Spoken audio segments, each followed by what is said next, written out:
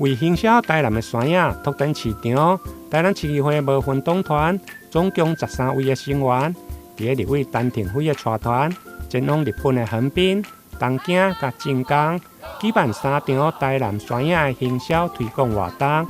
并且成功拍入日本的超市甲饭店，用台南的爱文山野做国际的外交，未来嘛将行销满岛文旦。阮这岛是非常的成功，除了从横滨议会，我们横滨议会去做拜访，然后做了最成功的芒果外交。那芒果外交，我们让我们的横滨市议会的议长、副议长，还有我们友台小组的会长都出面来接待我们所有的成员，然后呢也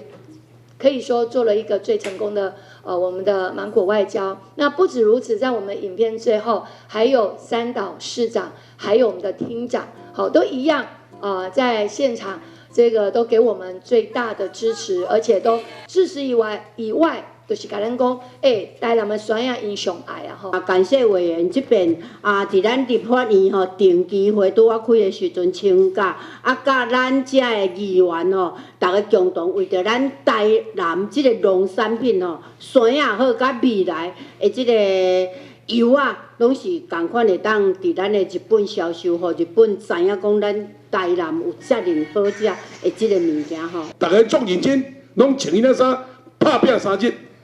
拍拼3日，希望以后台湾的农产品会当伫立委斗下手，各政党的行销之下，会当愈来愈好，配咱台湾的各种农产品，伫日本建立好的品牌、好的形象，会当比较好的计上。国庆宴会当中展现我们台南的农特产品，咱的满岛文旦。这是会使讲是因梦寐以求的，你也听到伊讲拢有听到声满岛文旦，结果拢唔捌看过满岛文旦。伫这款心声，咱就感觉讲真的我们爱将好将咱台南的农产品好甲推一项推这样。